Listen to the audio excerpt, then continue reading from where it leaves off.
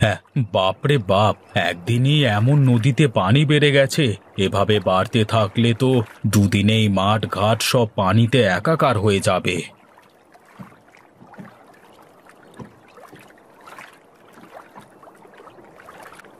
কি দাদা, একা একা নদীর ধারে দাঁড়িয়ে দাঁড়িয়ে কি দেখো?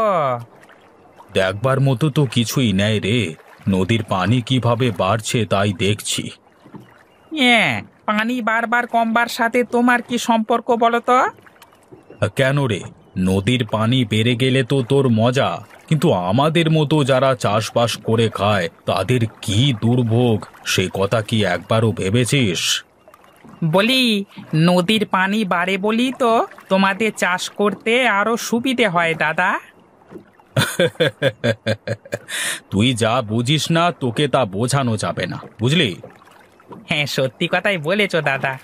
যে যা বুঝতে চায় না তাকে তা বোঝানো উচিত না। তা তুমি কোথাও যাবে না? এখানেই দাঁড়িয়ে থাকবে নাকি? একটু ওপারে যাব, তাই তো দাঁড়িয়ে আছি। যদি দয়া করে ওপারে একটু দিয়ে আসতিস। হ্যাঁ, দয়া তো দাদা দেখাতে পারবো না। যদি তুমি পয়সা করি দাও তাহলে তোমাকে ওপারে রেখে আসবো, আবার নিয়ে আসবো। তা না হলে কিন্তু দাদা, এই রাকেশ মাঝি তোমাকে পার করবে না। ঠিক আছে ঠিক আছে, তাই হবে। চল চল, একটু ওপারে দিয়ে আসবি, চল দেখি।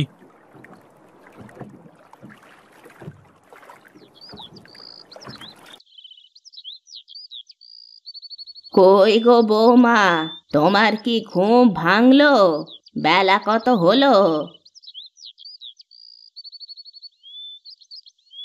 এ কি মা, আপনি কেন উঠোন ঝাড়ু দিচ্ছেন? আমি উঠেই তো ঝাড়ু দিতাম। বসে বসেই তো খাই, তাই ভাবলাম একটু দেখি তো উঠোনটা ঝাড়ু দিয়ে। দিন তো মা, ঝাড়ুটা আমার কাছে দিন। না বৌমা, আর তো এইটুকুনি আছে, ও আমি আস্তে আস্তে ঝাড় দিয়ে দেব। তুমি যাও, গিয়ে রান্নাঘরে গিয়ে জল খাবারটা করো দেখি। ঠিক আছে মা, আপনি তাহলে এইটুকু ঝাড়ু দিয়ে রান্নাঘরে আসেন, আমি গিয়ে রান্না চড়াই, কেমন?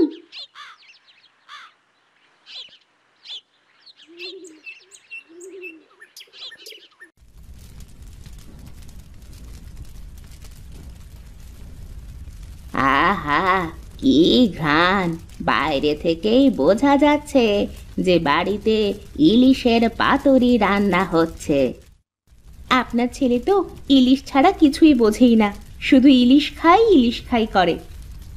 জানো বৌমা, ছোটবেলায় প্রীতম যখন আমার পেটে, তখন তোমার শ্বশুর মশাই খালি ইলিশ এনে এনে আমায় খাওয়াতো। আমিও না ইলিশ বাদে ভাতই খেতে পারতাম না। এজন্যই তো আপনার ছেলেও ইলিশ পেটুক হয়েছে, তারও তো ইলিশ ছাড়া খাওয়াই হয় না। বলি, পাগলটা কখন বাড়িতে ফিরবে, কিছু কি বলে গেছে নাকি? না মা, কিছুই তো বলে যায়নি, দেখলাম খুব ভোরে উঠেই চলে গেল।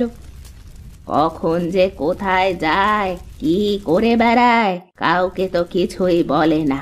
শোনো বৌমা, তোমাকে আমি বলে রাখলাম, আজ প্রীতম বাড়িতে আসলে তুমি ওকে সোজাসুজি বলে দেবে, যেখানে যায় যাই করুক তোমাকে যেন সব বলে যায়। ঠিক আছে মা, আমি বলবো। তোমাদের এত করে বলি, একটা বাচ্চা কাচ্চা নাও, সংসারে একটা বাচ্চা কাচ্চা আসলে কত ভালো লাগে। এ আবার লজ্জার এমন কি? শোনো বৌমা, এসব কাজে না দেরি করতে নেই। আমারও তো শখ করে নাতি নাতনির সাথে একটু খেলি। এসব কথা আমি আপনার ছেলেকে বললে তো সে আমাকে পাগল ভাবে, কি সব বলে। ঠিক আছে, আজ আসুক বাড়িতে, তারপর আমি বলবো।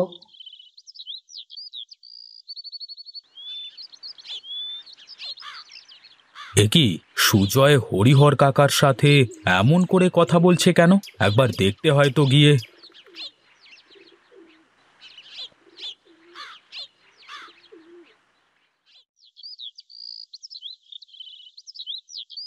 কি হয়েছে কাকা? বাড়ির ভেতরে এত চেঁচামেচি কিসের? বাইরে থেকে শোনা যাচ্ছে। চিৎকার চেঁচামেচি হবে না তো কি হবে শুনি? আহা, কি হয়েছে বল দেখি সুজয়।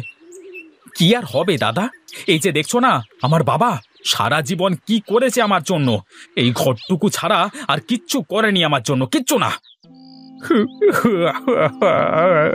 কি বলছে?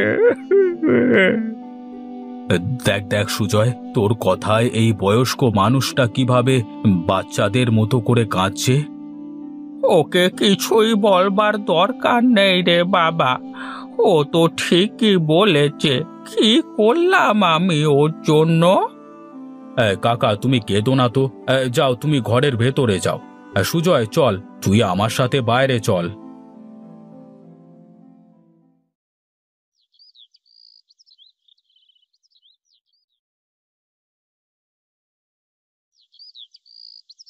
আরে বয়স্ক মানুষদের সাথে কেউ এভাবে জোরে জোরে কথা বলে পাগল ছেলে?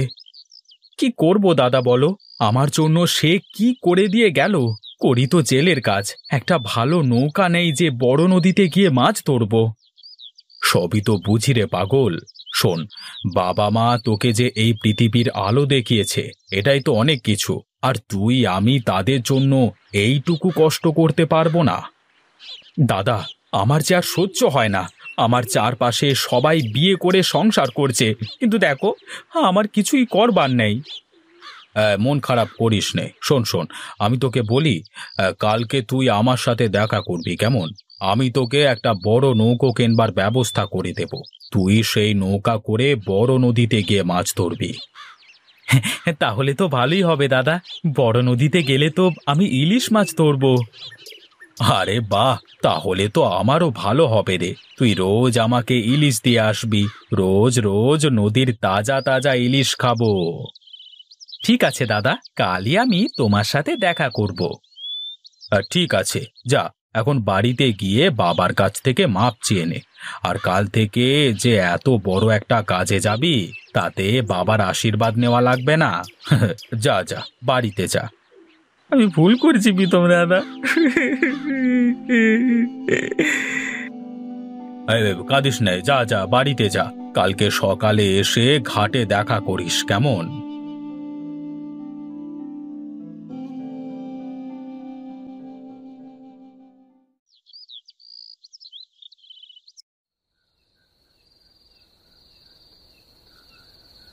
কি গো, আজ এত চুপচাপ কেন? তুমি তো কোনো সময় এমন চুপচাপ করে বসে থাকো না। কি করব? তুমি তো সারাদিন কাজে কামে বাইরে থাকো, আমার তো ঘরে একা একা থাকতে হয়। কেন, বাড়িতে তো মা আছে। তুমি মায়ের সাথে কথা বলবে, গল্প করবে, প্রয়োজনে তুমি তার ঘরে গিয়ে তার সাথে থাকবে।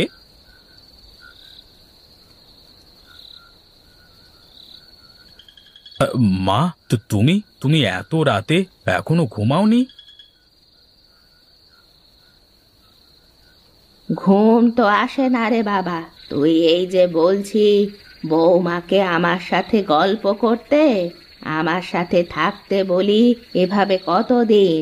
আমি কি সারা জীবন বেঁচে থাকবো? মা, এসব কথা বলো না তো। আচ্ছা, তুই কি বুঝিস না বাবা? আমারও তো নাতি পুতি নিয়ে খেলতে ইচ্ছে হয়। সময় হলে ঠিক হবে মা, তুমি অত চিন্তা করো না তো। দেখলেন তো মা, এবার তো বিশ্বাস হলো আমি আপনার ছেলেকে কম বলিনি।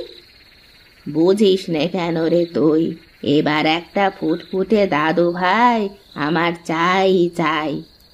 ঠিক আছে, যেদিন আমি 100 কেজি ওজনের ইলিশ খেতে পারবো সেদিনই তোমাদের কথা শুনবো। দেখেছেন মা, 100 কেজি ওজনের ইলিশ আবার হয় নাকি? হয়তো বৌমা, কেন হবে না? আমার বাবার বাড়িতে তো আমি 200 কেজির ইলিশও খেয়েছি, তারপরেই না প্রীতম হয়েছে। অনেক রাত হলো, আমি ঘরে যাই, ঘুম পাচ্ছে। মা, কিন্তু এত বড় ইলিশ পাবো কি করে আমরা? ও চিন্তা তোমার করা লাগবে না, আমি দেখব। তোমরা এখন খাওয়া দাওয়া শেষ করে ঘুমাও।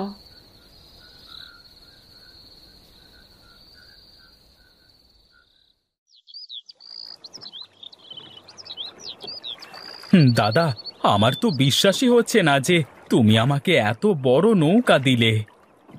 আমারও বিশ্বাস হয় না তুই আমাকে ইলিশ মেরে খাওয়াতে পারবি। সে সময় হলেই দেখা যাবে দাদা। আমি বলি কি, তুমি আমার সাথে চলো, তাহলে দেখতে পাবে। আরে না রে না, আমার পানিতে খুব ভয় করে, তা না হলে যেতাম তো তোর সাথে। তাহলে এখন আমি যাই দাদা, ও বেলায় ইলিশ নিয়ে তারপর দেখা হচ্ছে। ঠিক আছে, সাবধানে যা, আর সাবধানে ফিরে আসিস কিন্তু।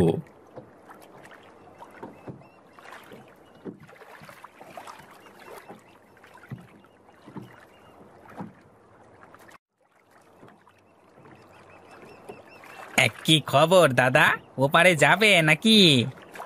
হ্যাঁ না রে, ওপারে আর যাব না, এমনি দাঁড়িয়ে আছি।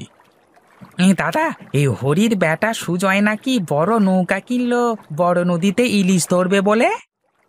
হ্যাঁ রে, তা তুই কি ওর সাথে যাবি নাকি? ও তো একলা মানুষ, একজন সঙ্গী হলে ভালোই হয়।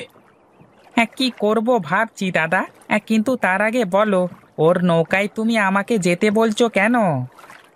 কারণ ওই নৌকাটা আমি ওকে কিনে দিয়েছি।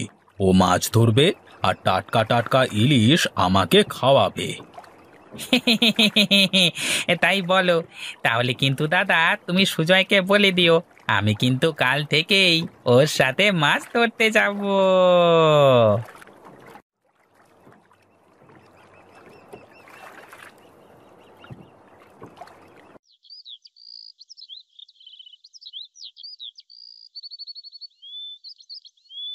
প্রীতম দা, আরে ও প্রীতম দা, প্রীতম দা।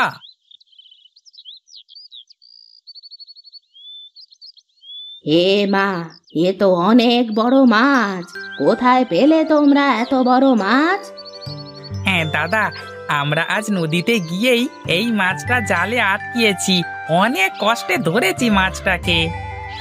আমার তো বিশ্বাসই হচ্ছে না রে, এত বড় ইলিশ কিভাবে হয়? দাদা, আমরাও তো প্রথমে ভেবেছিলাম কোনো প্রাণী হবে হয়তো, পরে দেখি একটা ইলিশ। যাক, এবার তাহলে আমাদের সকলের মনের আশা পূরণ হবে, তাই না মা? হ্যাঁ হ্যাঁ, এটা তো 100 কেজির ইলিশই ধরা চলে। ওহ, তোমরা থামবে একটু। তারপর সুজয় বল, এবার এই মাছ দিয়ে কি হবে? দাদা, এই মাছটা তোমার, বৌদিমণি মাছটা রান্না করবে, আর আমরা সবাই মিলে মজা করে তা খাবো। বেশ বেশ, এবার তাহলে তোরা মাছটা রেখে যা, মা আর তোদের বৌদি রান্না করুক, তারপর আমরা সবাই মিলে ও বেলায় একসাথে বসে খাবো। ঠিক আছে দাদা, তাহলে আমরা বাড়ি থেকে আসছি।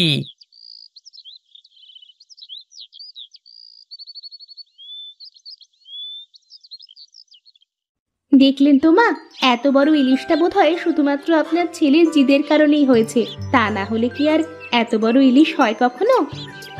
যাই বলো না কেন মা, আমার এবার নাতি নাতনির মুখ দেখা আর কেউ ঠেকাতে পারবে না।